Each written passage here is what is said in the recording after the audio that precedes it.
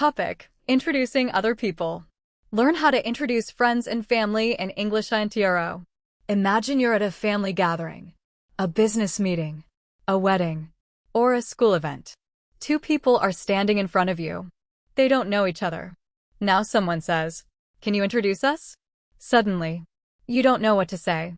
Should you say, "This is my friend," or "I'd like you to meet my friend," or maybe, "Let me introduce you"? If you've ever felt confused, this lesson is for you. Today, you'll learn how to introduce friends, family members, classmates, colleagues, and even business contacts in natural English. By the end of this lesson, you'll be able to introduce anyone with confidence. Let's begin. Chapter 1: Why introducing people is important.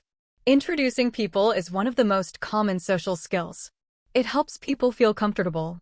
It starts conversations. It creates new friendships. A good introduction shows confidence, respect, and good communication skills. The best part is, it's very easy once you know the right expressions. Chapter 2: The most common way to introduce someone. The easiest expression is, "This is."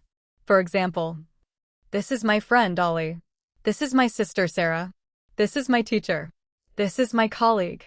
Simple, natural, and perfect for everyday situations. Chapter 3: A more polite introduction. Sometimes you want to sound more formal. You can say, "I'd like you to meet." For example, "I'd like you to meet my cousin." "I'd like you to meet my manager." "I'd like you to meet my parents." This expression sounds polite and professional. It's great for formal events and business meetings. Chapter 4: Introducing friends. Let's practice. This is my best friend, Ahmed. We've been friends since school. He loves football. She's studying medicine. Adding one small detail helps people start a conversation naturally. Instead of only saying a name, share one interesting fact. Chapter 5: Introducing family members. Family introductions happen often. For example, "This is my mother." "This is my father." "This is my younger brother."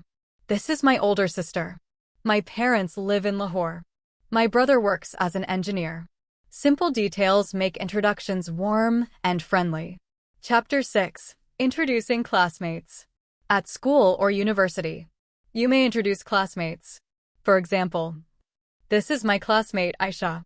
We study computer science together. She's very hardworking. He's excellent at mathematics." These small details help classmates connect with each other. Chapter 7: Introducing colleagues.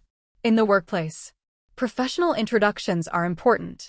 You can say, "This is my colleague, Mr. Khan. We work in the marketing department. She's our project manager. He's responsible for customer support." Keep workplace introductions polite and respectful.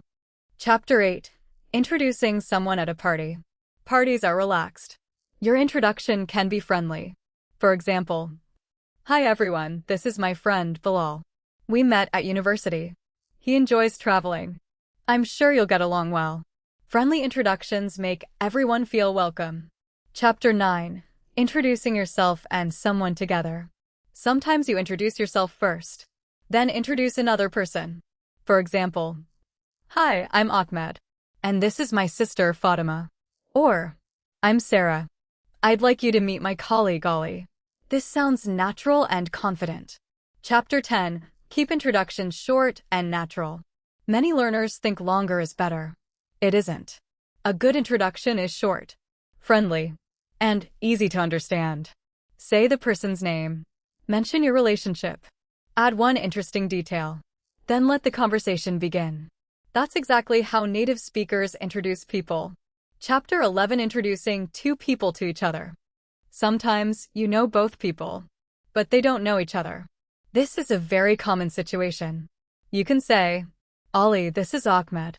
Ahmed, this is Ollie." Or, "Ollie, I'd like you to meet Ahmed." Then give them a reason to talk. For example, "You both enjoy photography." Or, "You're both studying engineering." Finding a common interest makes the conversation easier. Chapter 12: Introducing guests at home. When guests visit your home, you often introduce family members. For example, "Mom, this is my friend Hassan. Hassan, this is my mother. Or, Dad, I'd like you to meet my colleague Sarah. Always introduce people politely. A warm smile makes the introduction even better. Chapter 13, Introducing someone in a business meeting. Business introductions should be professional. For example, I'd like to introduce our team leader, Mr. Ahmed. This is our marketing manager, Ms. Fatima. She's responsible for our international projects. He has over 10 years of experience. Professional introductions should be brief, respectful, and relevant. Chapter 14, Introducing a speaker. At seminars, workshops, or school events, you may introduce a speaker. For example, our next speaker is Mr. Ali Khan. He is an experienced English teacher. Today, he'll talk about communication skills. Please join me in welcoming him.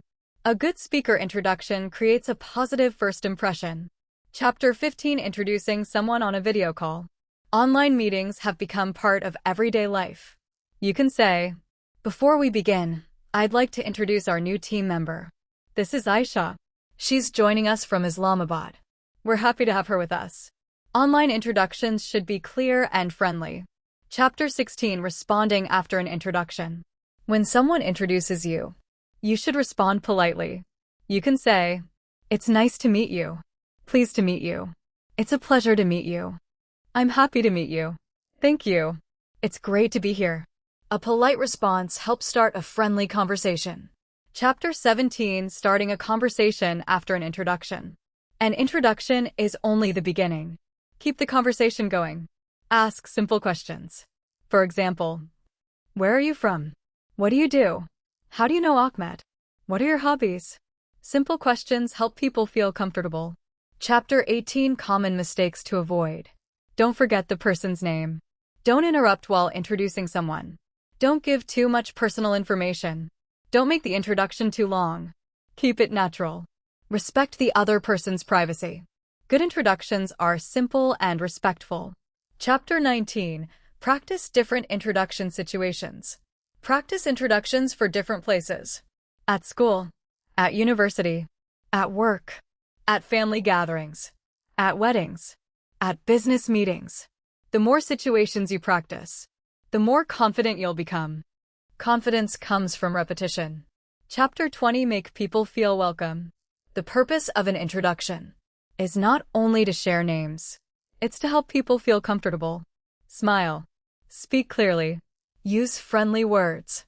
Show respect. A kind introduction can begin a great friendship, a successful business relationship, or a meaningful conversation.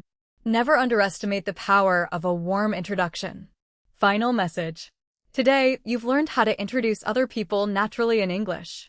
Whether you're introducing a friend, a family member, a colleague, a guest, or a business partner, remember these simple steps. Say the person's name. Mention your relationship. Add one useful detail. Smile. Speak confidently. And let the conversation begin naturally. The more you practice these introductions, the easier they'll become. Thank you for watching. If this lesson helped you, subscribe to the English PK for more practical English lessons that improve your spoken English and communication skills. Keep learning. Keep practicing. And I'll see you in the next lesson.